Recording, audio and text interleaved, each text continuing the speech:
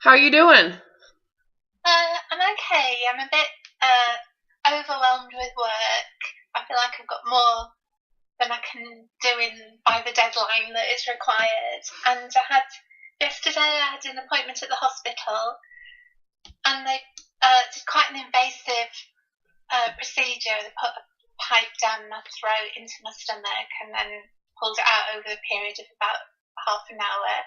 And then they put another tube through my nose into my stomach and attached a recording device to it, and I had to keep it in for 24 hours. Oh, God, that sounds terrible. It was really unpleasant. Yeah. It was quite sore and uncomfortable. So what are they looking for? If you don't A mind me asking. couple of things. One's to just check the valve at the top of my stomach because they think it's not shutting properly. Yeah. Do they know that you are bulimic? Yeah, I told them. Yeah. And the other one's to look at how much acid my stomach's making. Yeah. Yeah.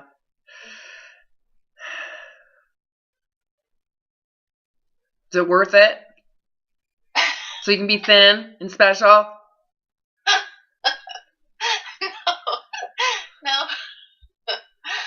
You know, that's what's amazing if you really look at it, because the idea about the thinness isn't about thinness so much as it is about being safe. You feel like this is what I need to do to feel safe. That's what it translates to, right? So, is it really safe? No. Right? No. So if someone were to say to you, you know, you can do this, and this is what's going to happen to your life, this is going to happen to your body, this is what's going to happen to your, your connectivity to people, or you can just accept the way this is and accept whatever, I'm comparing thin supremacy and your kind of narcissistic ideal and superiority and status symbol to just accepting the body as it is, and the filtering of people who won't like you because of your body. Right? Which one's actually worse? Trying to be thin, definitely worse. Yeah. Definitely. How many years have you dedicated to that? Oh, I think it's 42. Might be 43 or 44. It's in excess of 40 years. Would you say that you've actually dedicated that much life to it because you figured at some point things would improve, things would become worth it? It's kind of like there's the pot of gold. They're going to find it. It's there. Was there any point in the last 40 years that you actually thought, I'm done? No. Yeah. No. So you had to have been chasing some mirage. Yeah. Because to be done, you have to give up what you think you're going to get out of what you're doing. Yeah. Anyway, so how have you been since our last talk, besides all that? Yeah. Which is a lot. No purging. That's really good. Well, and again, this is like what we talked about in our last session. When you remove that purge from possibility by choice, no one's holding it from you. I'm not taking it away. Your will to recover is what's removing that.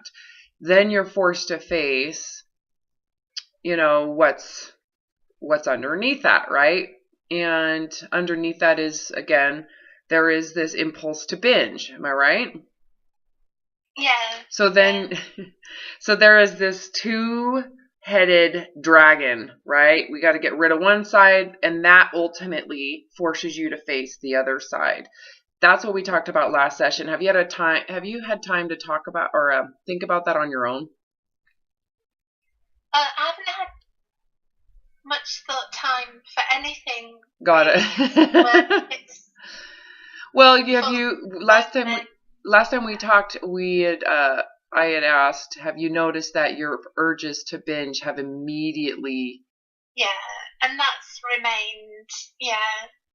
Yeah, because if there's no purge, the space between the urge to binge and the actual choice to binge opens up, right? Yeah. it depressurizes. Yeah, it's a little bit more than that as well. I think it's not just about making a promise or a pact with myself that I'm not going to purge no matter what, but also just that general idea that it's just, even if I do, it's not worth it. Even if I do binge, purging's not worth it. No, and so then you're forced to, and I did the same thing. You're right, because not just the physical consequences, but the enabling effect to the binging, right? So if you choose to binge, you are refusing to do anything about the consequences, right? Yeah. So that is where you go into, I have to accept the body's, the impact and what it promotes in the body, which is obvious fat gain, right? Yeah. Yeah. So once you do that, it really changes the dynamic or the environment of your binges, right? If you know you're going to purge, it's like, I have no consequences. At least there's an illusion. That's the illusion, right? Now you're here 40 years later and major problems, potential issues here, and chronic ailment, discomfort, right? In terms of the physicality, just on a side note, would you rather be 50 pounds heavier or have this problem with your esophagus and stomach acid? Oh. Go into the truth of it. Go into the real, like, really think about what I'm asking. And I wish somebody could take my brain out and soak it in something and put it back in. Hold on, but you're not addressing my question. You're addressing your fear, right? I understand your response right now. It's coming from that childish fear that you've been carrying for a long time. Go back into that question. When you and I worked before, okay, and we had that first initial session, your first response was, you wouldn't actually address the question. That's right. I want your science hat on right now. I want your student hat. Really actually address my question. Don't try to repress, skirt, remove, push, deny, hold, I know what your superficial answer is going to be. It's fear-based. Mine was the same. Like, that sounds catastrophic. I would rather die. But what's the actual truth?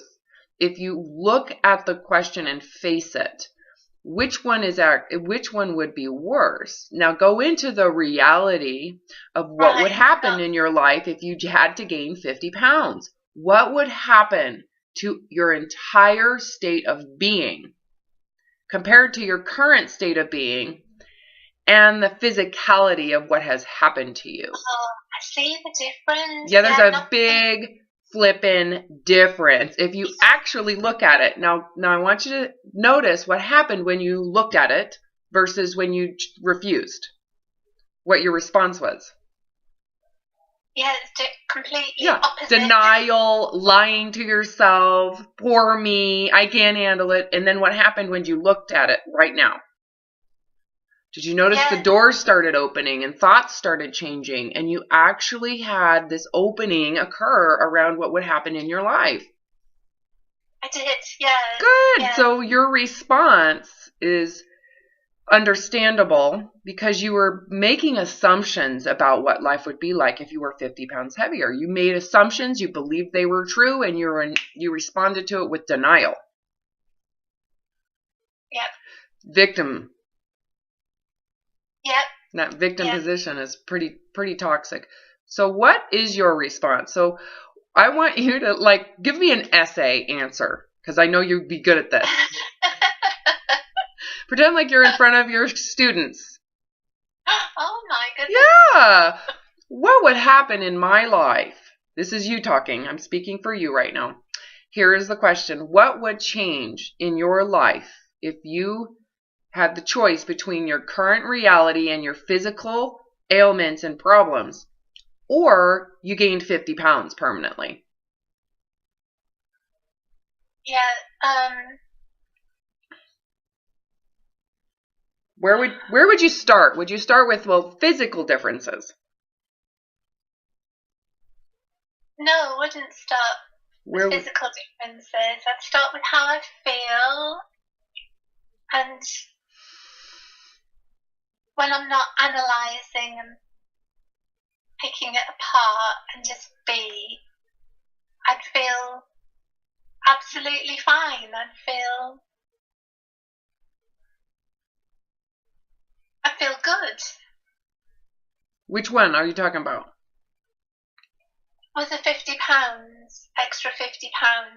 What would change? What would change would be that I wouldn't feel so desperate and under pressure and... Describe that, desperate. How would you describe it? Feeling of desperation, like it's like just not good enough, and it makes me feel desperate. Would you say it creates panic? Yeah. Oh yeah. Impulsivity? Yep. Yeah. Tunnel vision? Yep. Would you? Can you tell I've been there before? Would you say it creates this feeling of like the walls are closing in on you? Yeah. Yeah. Like this need to do something immediately. Do something. Yeah. Yeah. And which really, wouldn't you agree, that's obviously promoting compulsive behavior. Yeah. But it's also inside of it, so there's this compulsive behavior, but inside is an obsessiveness too. Yeah. Yeah. Yeah.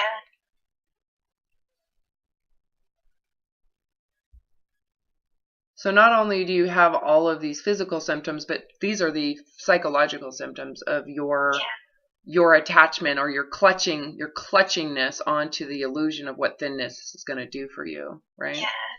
Yeah. Oh, and we could keep on going. Those are just words to describe it, right? And you've had freedom from all that. You did for about a year. Not fully, right? Partially. Yeah, it was on the edge of it. Yeah. Calm, still. Yeah, cold. but still, you could say that it wasn't this terrible. It wasn't this terrible. So, going back to this comparison to your current thinnerness and all of these issues and all of your obsessiveness, compulsiveness, desperation, panic, impulsivity, tunnel vision, anxiety, walls closing in, the constant need to do something. Would you say there is a degree of, obviously this is all manifestations of fear? Yeah. Also, would you say there is some paranoia in terms of like always needing to monitor how you're... Yeah. Oh God, yeah. Yeah. Because you have to be, that means you're super self-centered, right? Yeah. The paranoia is, in a way, it's self-defense. Yeah. Center of the universe. Yeah, self-centered, self-defense. Yeah, I want you to know that there's nothing wrong with any of that. What we're describing is your survival mechanisms. Yeah. Don't you see how that might help the human species survive in cataclysm type environments? Yeah. So for you, being fatter is cataclysm. Yeah. So if you believe that it is cataclysm, can you see how then the brain in this reaction would then be promoted? The more catastrophic you believe something to be, the more it would make sense that someone would have this type of psychological response. Yeah. It's like being on hyper alert because something horrendous like death is imminent. Yeah, and some of the physical symptoms you also have are probably heart palpitations, you're flushing skin, you probably have rapid breathing, or you're also going to have really high blood sugar levels because the natural reaction, because your body's responding as if you're going to die, something's going to kill you, something's going to hurt you, right? So there's not just that psychological symptom of someone that's in preparing for cataclysm, but you have all that physical symptoms too, on top of the fact, this is another thing, on top of your, the binge response and the purge response, your entire digestive tract, because of that attachment to cataclysm and your weight or the weight increase, your whole digestive tract is not really doing very well. It's getting mixed messages between huge influx of food, huge exflux of fluid. I don't know if that's the right word, and on top of that, the parasympathetic and sympathetic response to shut down all of your digestion out of the fight or flight reaction. I read on your Patreon site about what it said about blood sugar and you're feeling all of those symptoms. Yeah, this is really fascinating science that's like over a century old. It's pretty amazing. Anyways, but combining it with an eating disorder, I've never seen that before. So I'm pretty excited to integrate that in this educational process. Anyways, so going back to gaining 50 pounds. When would you rather? Because isn't that kind of, you're afraid of this, you're running away from that, right, the 50 pounds, but yet this is what you live, this is your life, what we just described. Yeah. Because you refuse to be willing to gain 50 pounds or more, right? So if we go into the actual reality of what your life would be like if you were willing to gain 50 pounds, the key word is willing. Are you willing to gain 50 pounds? And that means when we say you're willing to gain 50 pounds, that you would do it without having a fit, feeling sorry for yourself, needing to fix it at any point, right? Because some people say, I'm willing to gain 50 pounds for a small period of time, then I'm going to go back into that hellhole because I need to fix it to be thin again, right? Because of my ego. I'm talking permanent. If you want freedom from all of that insanity and physical problems, what are you willing to permanently accept? Because the only reason you have all of these symptoms, right? All of those, and there's more. We're not even describing them. Live in darkness, separation from people, no connectivity, loss of friends, no relationships, being alone because you're so paranoid you can't relate to people, and you end up being socially weird. That was me, okay? She's a weirdo, and she's kind of into herself, and she's, I can't do that, oh my God. That's me. That was me. Okay, so I'm assuming everybody who's in that is like that. I mean, we could keep on going, all for you to be thin, for your precious little ego, right? I can't face not being superior. I need the pedestal. I want to prove myself. So you've created your own psych unit, right, of torture.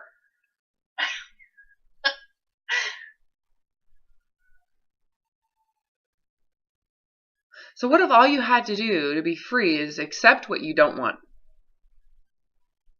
Accept what you don't want, and permanently. And when I say accept, what I'm talking about is that willfulness. This is really important, right? Because this is where a lot of people cloud recovery, or they experience recovery, but very watered down version of it, which is still, compared to where you're at right now, massive. So I don't want to say that it's not. It's because there is benefit to watered down recovery or really temporary recovery, because you've only accepted it for a small period of time. And then if you lose weight, then all shit breaks loose, right? Because now I've got the keys to dominate, right? And even if it's not that, it's really just you're getting the pleasure off of that physical response psychologically. Like your cocaine, like your meth, like your heroin. Right? Do you really want the thinness and whatever you think you're going to benefit from it, if it has all of these consequences plus more. Right? Plus more. Do you really want the thinness if it's attached to this? Because that's what you need to grasp, is that you cannot get the thinness because you've attached so much ego and self-centeredness and promotion to it. It comes with all this because you got to keep it, maintain it. So it's at a sacrifice. It comes with this massive sacrifice, not just physically, right? How much teeth have you lost? Have you lost your teeth yet? Yeah, I mean, you could die. I mean, that's the thing. Death doesn't, when it comes to this type of thing, you'd rather die than gain weight. That's how I felt about it until it was real. Then the moment I wanted to commit suicide, had made the choice, and it was so relieving, right? Now I had to really think about things. That's when things started really changing. So why do you got to get to death before you really think about what you're doing? Right? And understand it, you know? Well, because this is a life and death belief system you still hold on to. So going back to the gaining 50 pounds, tell me about that. Compare. Oh, yeah, it's just like, when I'm not, my knee-jerk reaction, it's like horror. But then when you tell me to think about the reality of it, well, the truth. Feel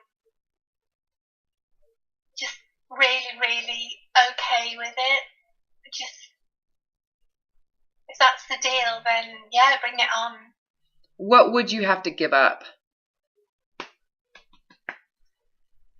Well, it's something that it's that leveling of pride and you have to give protecting myself. From what? It's 3 o'clock. From the judgment of other people. So it is like a shield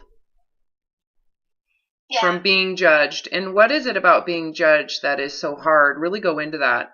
Go into that experience and what comes up.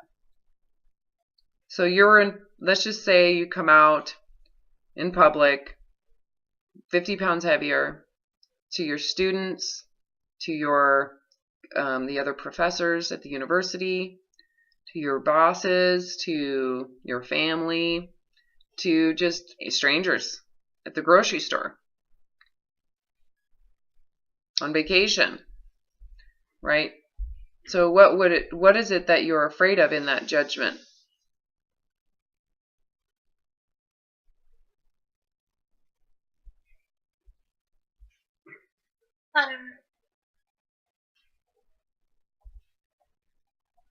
Being rejected. Yeah, tell me what it is that if you were to be like, ugh, look at her, oh, she's like useless. What is that? What does that feel like to you? See that word right there? Yeah. Feel that word. Feel that word, embarrassment. I would be head hanging low. It's that embarrassment, right? Got cold shivers down my back. Well, isn't that really what you're running away from? Is the embarrassment of being caught as a liar? I think there's something else that I should say about me that hooks into this embarrassment. No, I don't know. It sounds like, why is she talking about that? But I think it is important. When I was 5 years old and I went to school, I started to wet myself every day and every night. I was fine before I went to school, and I had nosebleeds and I had panic attacks, and it went on really late into my teens. It's still going on. You're just coping with it at this point. Yeah. Oh, you know what? Was it addressed that you were having anxiety? The anxiety wasn't, but the fact that I was wetting myself at school and at night, I was in and out of doctors and hospitals, and having tests, and... You know, it's common for people when they're in fear to do that. Sorry? That's not uncommon in extreme fear that someone wets themselves. Yeah. No one connected the dots? No. Yeah. No. And those things were tried, like behaviour modification therapy was tried, so. Yeah. Yeah, which was really ugly and harsh. So do you feel at this point you're trying to compensate to feel better? I mean, I think that is really important, what you just brought up, and how that formed how you felt socially. Yeah, that sense of embarrassment, shame, humiliation, just wanting to be normal, like everybody else in the classroom. And it was kind of radical fear for you.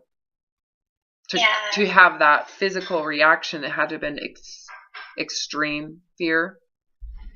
And you know what? You could probably look, if you have your memories of it, to your younger than that childhood. Maybe your parents didn't get you out socially. Maybe you didn't have social engagement the same way. You could probably see what made you more sensitive to it in those real young developmental stages, and it would make sense why it would be so intense when they put you in a school environment. You know, did you know anybody? You know, just to make sense of it all. And even if it doesn't make sense, we can try to make sense through just saying, oh, karma. This was a karmic thing that I brought from my last life. Even if you don't believe in past lives, let's just create it just so you can go, okay. Just to give it some sense that there really is nothing wrong with you. That combined with you're worse than the patients in the mental hospital, and that's where you're going to end up. And if you don't stop now, I'm going to call the ambulance and they'll come and take you away and lock you up. And you can see then if your parents didn't know how to deal with it, that they would go to such extremes to try to get you, because they probably in their mind thought, why is she doing this? She just thinks she's getting attention, or they might have been creating some type of idea that might help you, when it just, they're just clueless. Left school with nothing, no qualifications whatsoever, nothing. School was like torture. I cried with relief the day I left. It's amazing to me that you become a professor. And ever since then, I just feel like I've been on a... It's funny. I've got to put it right. I have to get on top of this. I have to get on top of it. Right. Just do this, that'll put it right. Yeah. And just be thin. And can you see too, if that was as traumatic as that was for you as a child, why, if that feeling of I'm going to get judged or embarrassment just shows up slightly, that you're going to try to shut it down? Yeah. So you've had a coping mechanism, and for you, would you agree your coping mechanism has been to become superior? Yeah. Get on top of it. Yeah. Yeah. Push it down. Yeah. Mhm. So can you see too, if you have that underlying fear and you haven't really addressed it, you haven't really gone into it, that your whole life now is about managing it. Yeah. Hiding it. Yeah. And working. Oh man, think about how much hiding, repressing, just, going into denial, all those coping mechanisms, how you've become a slave to it. And you can't really have connections. You can't really relate to people because you can't open yourself up. That just adds more of that trigger. They might not like me. They might think I'm terrible. They might know that I suck inside, that I'm a weirdo. They might find out. Right? Yeah. What if you are weird? What if that's true? Let's just face your fears, because otherwise you're going to have to live a slave to all of your ways of proving otherwise, right? Repressing that fear of yours.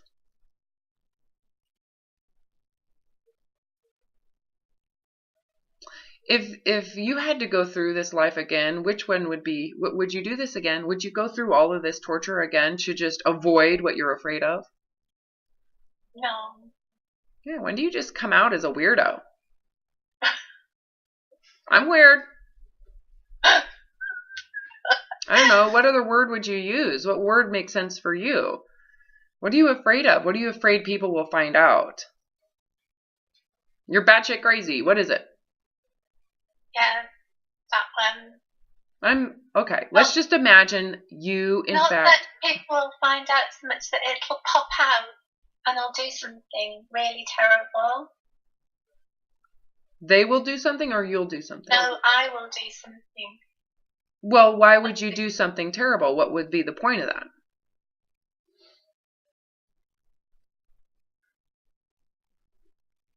Because, this is so difficult.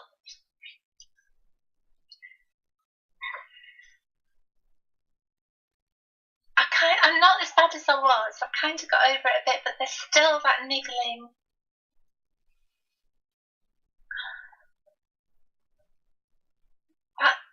It rings in my ears. You're a psychopath, and you're worse than the serial killers, rapists, and murderers that are locked up. So you're afraid that if you don't distract yourself, that is true. Yeah. Okay, we'll go into your actual heart. Go into the truth. Don't you agree? You have a mental concept of what that is. Yeah. Yeah. Well, go into your heart. Do you really get off on hurting people and torture? No. Okay. No. So what if that heart of yours, what if that's considered psychopathic? Are you okay with that? Can I give you, here's how I came to, my kind of lingo with, or how this relates to me. Maybe you might hear a parallel with it. To my upbringing, essentially, I wasn't told that, however I was, is that if you sin, you're worthless to God. Outer darkness. Can you see the similarity? Yeah, totally. Okay. Yeah. So I had to question in my preparation to commit suicide if am I really worthy of purgatory, horror and shame, the evil, the outer darkness, horrible person, right? I had to really question if it's true. Where is my heart? How do I really feel inside? Am I really that bad of a human being? And if that equates to purgatory, you kind of have to just accept it, right? Because there's the mental brainwashing and then there's the truth. Well, what if the mental brainwashing is true relative to the truth of the heart? What's your thought about it? Not someone else's thought about it. What's your opinion about it? Right? So I had to come to realize if this that I feel inside, which is like rainbows and birds and happiness and kindness and love and the desire to just connect to people and just want to play and whatever that feeling is that I know is true in my heart, if that is not good enough for God, and that I'd rather just go to hell. Because maybe that's where I'm supposed to be. I'd rather just be that and go to hell than to live my entire life dedicated to proving that this is not bad. Yeah. Does this make sense for you? Because I'm listening to you going, okay, well, this is no different than religious hell. You being a psychopath is you being a sinner, you piece of shit, going to hell, purgatory, right? You're a horrible person, horrible person, horrible person. It's like, okay, well, what if the truth of what's inside you is considered a horrible person? Are you okay with that? I mean, I asked this and I need you to, I don't want to tell you what to think or tell you what to say, but what... Yeah. Remember when I was like, what if you're a weirdo? What if you're a psychopath? What if that's true? What if it is true? The question you have to ask is that, are you really a bad person because of that definition? Because that's a definition, right? That's a mental concept compared or defining the truth of the heart inside of you. Those are two different things. So what you've been taught is that this mental concept, that's what your heart is. Yeah. Right? So if you go into the heart, do you really want to torture animals for pleasure? No. Right? Do you really want to destroy the planet? Do you really? Are you really the evil, sinister scientist? You know? No. Okay. Is that potato? Yeah, oh yeah. He's scaring the hell out of someone out in the backyard right now. I'm just glad he's not inside. So are you connecting with what I'm saying? Like, you need to question if that is the truth. Like, don't, if it is true that someone believes or people think or that your heart equates to a shitty person, well, it's the truth either way, right? I mean, just go into that. That, okay, well, if it is true, then this heart that I feel equates to being a psychopath. Is being a psychopath really as horrible as someone told you? No. So why don't you just accept being a psychopath relative to their definition? Because you know what? Last time we spoke, but I'm getting it now. Yeah.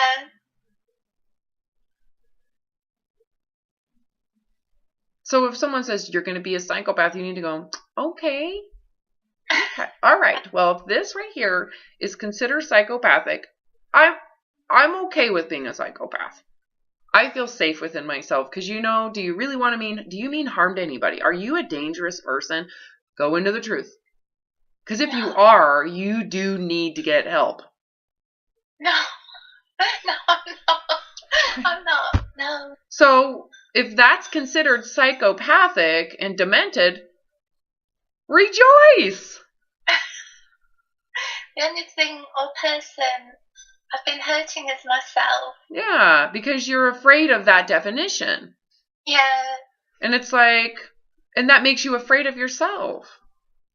Well, why don't you define it? You're an adult at this point, right? And it makes sense that if you never questioned that dogma about what that is, being psychopathic and demented and a terrible, horrible person, if you've never really questioned that mental constructed idea of it, why it would run you. Especially since you've been targeted at a young age or manipulated. I don't think your parents targeted you so much as they just traumatized the hell out of you.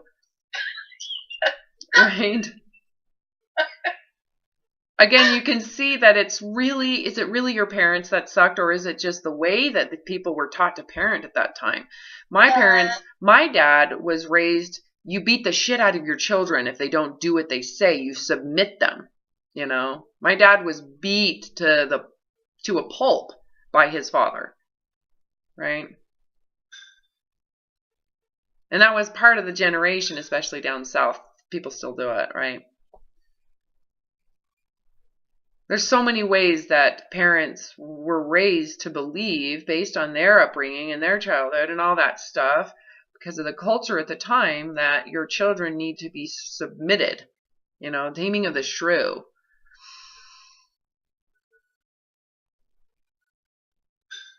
I don't know, right? So you can just say they did the best they could with what they were afraid of. You know, they clearly had their own fear of what that was. Yeah. And shame about it and judgmental. And they were not very open-minded. And the pride that they had, too, to then use that to threaten you, to try to get you to not be afraid anymore. Doesn't that just sound like, oh, they were so clueless? Yeah. Your parents didn't want to traumatize you. They didn't. They didn't know that that's what would happen. So you can forgive them. Just go, oh, if they knew, if they were aware right now, let's just say, have they both passed? No, they're still alive. Okay, let's just imagine that they had the opportunity to actually understand how this has impacted you and how you've coped with it and what you're dealing with today. Just go there for a second. They would be devastated. Yeah, they would. To realize, holy shit, we weren't doing it to cause that. We didn't. Yeah. Unintended consequences. Dude, I'm messing my kids up right now. Unintended. Yeah. We'll find out later when they actually have a voice to formulate what's going on, what I've said in the past that's like, and I'll be like, sorry, what do I do? Here, I'll pay for some psychological help. Right?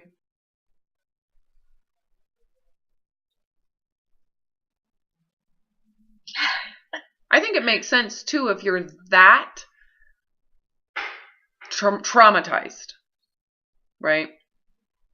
With that little lenience and little grace growing up, and the social embarrassment and everything that this kind of bottled up, why you would be coping to such a degree. Why you would have that feeling of desperation, the panic, the tunnel vision, right? The fear, the paranoia. Because you're kind of paranoid about that original trauma, and it's kind of seeped into your reality. So I guess what I'm suggesting is you just settle into your psychopathic state of being.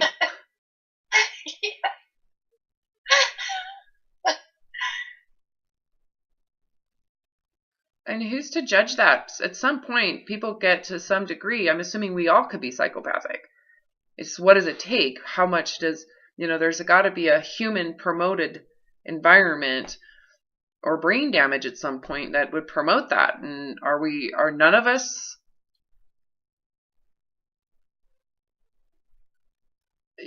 capable of that?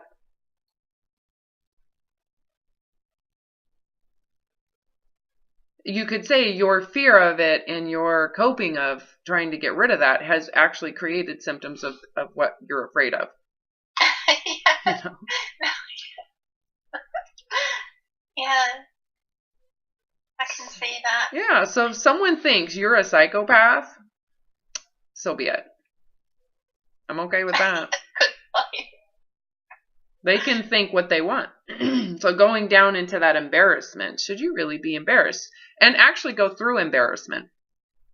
Whether you think you should or not, the feeling of I'm a fraud, I've been lying, I've been pretending, I'm actually psychopathic and a horrible human being, but I know in my heart I'm a good person, so I'm going to come out of the closet as the truth of that. And if that equates to people's thinking I'm crazy, I am going to come out of the closet as crazy.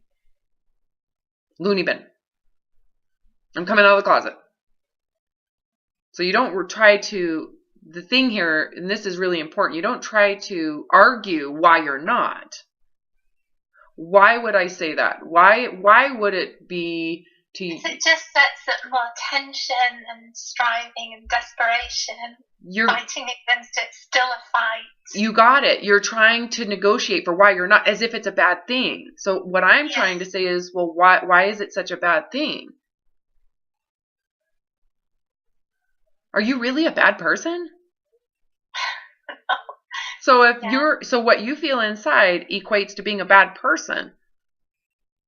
What do you get if you're okay with being a bad person? Freedom. Mm-hmm. You do. You get freedom to then just be real.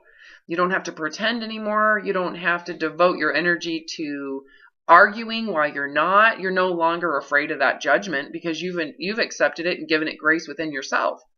So if someone threatens you with you're a bad person, can they manipulate you anymore?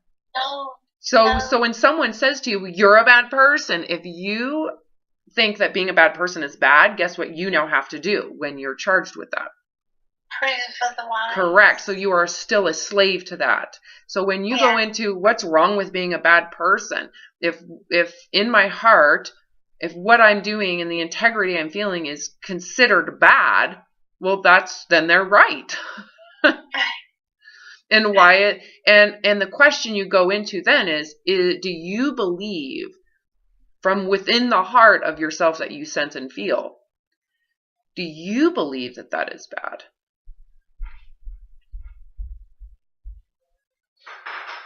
And it's emblemic of being 50 pounds heavier. You got it. That's how it's been symbolized. Yeah. Yeah. For you. It's a sign. It's symbolic that you're psycho. There's something wrong with you. And that goes to show how shameful what shame you've projected on people who are morbidly obese as mentally ill. Yeah. Yeah. I get that. Without any grace. Yeah. You know, not giving them, because you're living in that life, and can you see how someone might get that big? Yeah. Of course. It's really not that complicated so much is that they feel horrible about themselves and they want to prove otherwise. And their way of proving it is to starve themselves. And what do you think happens to that animal part of them when they starve themselves? It starts to come up and they're going to shove food in their face. And it's really, really understandable. So are they really mentally ill? Or are they just human? Just human. Right? Yeah. Under a radically promoted environment that promotes a radical response to that humanness of ours. Like I said, your, anxiety, desperation, and panic, and impulsivity, and tunnel vision, and walls closing in, and the impulsiveness to do something, and the fear, and the paranoia, and the low self-esteem, and the self-defense, and the self-centeredism, and the narcissism that we can just wrap around with a bow is super forgivable. Wrap it around with the bow. Right? That is really amazing mechanisms that were working hard for you to prove that you're not a bad person, because to you, a bad person is worthy of rejection, abandonment, disapproval, and not existing. You don't deserve to exist. Well, guess what? What if the truth of your heart doesn't deserve to exist? Because that's kind of what you're running away from anyways, is that feeling. What if you stop running away from it? What's going to happen? Well, if you don't deserve to exist, you're probably going to die. That's God's will if you believe in God, right? The will of the universe if that's the case. So many times when you say things, I get this ball of fear in my stomach, just goes whoosh. Well, because I'm trying to bring it out. Bring it out. Drawing it out, because that's what's there.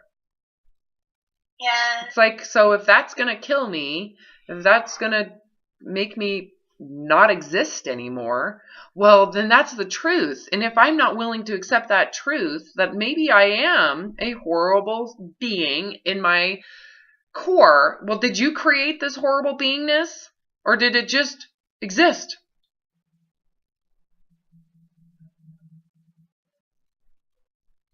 Just exist. Yeah. So if that's the truth, you can either be a slave to avoiding it, running away from it, hiding it, repressing it when it comes back all the time anyways. Or you can just say, okay, if it's the truth, I accept the truth. Yeah, if you're going to kill me, then this life shouldn't be, I won't exist anymore. And I, personally, I'm telling you what I did. I said, I surrender it all because I can't do this anymore. I'm going to blow my brains out anyways. You're going to destroy your esophagus. You're going to have to be, just imagine the destruction that's going on. Well, do you want freedom from it? Because the only way to get freedom is to actually surrender to that feeling of non-existence that is right down your neck. Feels like the Grim Reaper. It does, yeah. If that's there and it is calling on you, you can either keep on doing what you're doing and living in hell, or you can just surrender to it and let it do what it wishes. Because that's the truth. So when you willfully surrender and you allow that Grim Reaper to enter the room and you surrender to it and say, you know what, you've been chasing me and calling my name and haunting me for 40 plus years, I surrender. And you know what? You might pee your pants again. Should you feel bad about it? No. It's not. It was that response is built in. I'm sorry. I would probably pee my pants too. I peed my pants for a long time, like 12 years. I was like 12 years old, I swear to God. My son bedwet too, but that's different. I think you're dealing with extreme anxiety, which then I look back and I'm like, oh yeah, I had ADHD. What do you think that is? Oh, yeah. Oh, anxiety.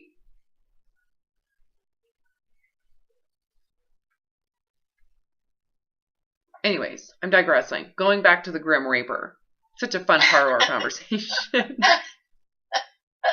What you're going to do is you're going to take all those symptoms wrapped in a bow with the word narcissism and survival mode, and you're going to say, I'm done. You can have it. You can have it all. And if the will of the universe, of the creator and the maker who made me, made shit, I surrender this. If I am shit, the heart and soul in me is worthy of not existing anymore. I surrender my existence. Willfully. Because you are choosing no longer to prove otherwise and to lie about it. Because what you're doing is essentially lying. You're avoiding the truth, right? Moments like this, I wish I had someone like this to talk to me about it, because I had to do it in the dark. And maybe that's why I recovered so intensely, it was such massive recovery because I was so in the dark, but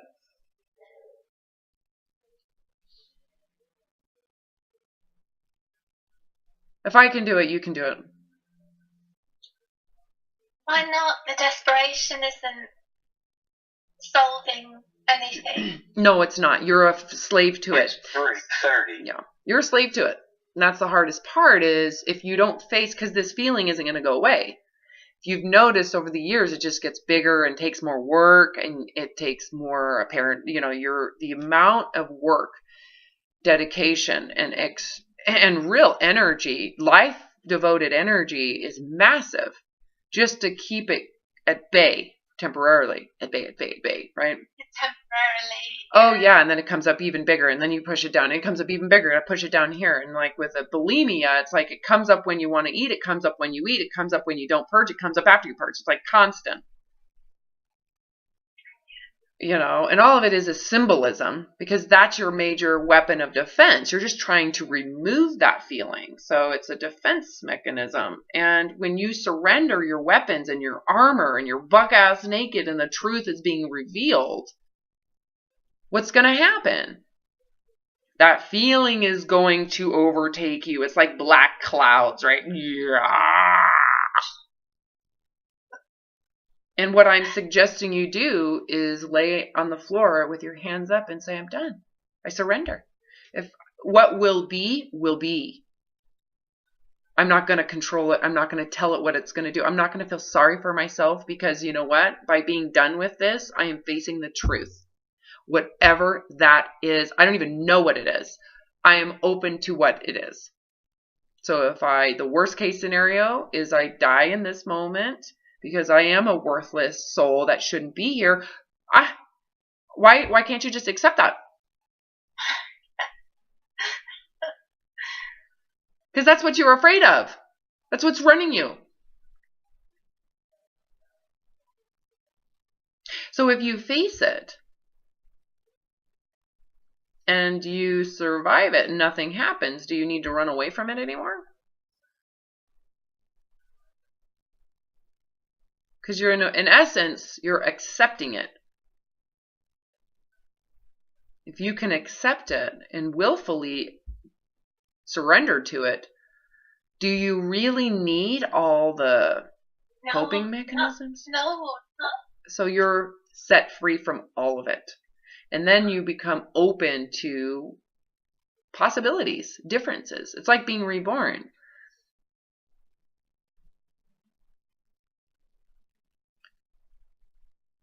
So here we are. You're where I want you. This is where I've been guiding you to be.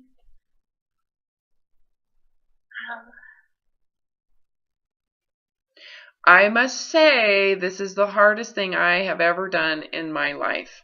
This is it. Having a baby, physical pain, I can handle that, right?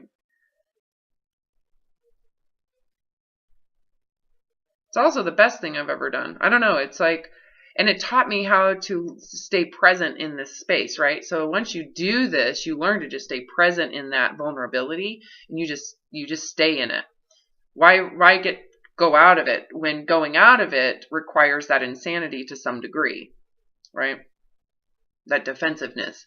So you learn to just accept at all times what will be, the will of the infinite space of potential.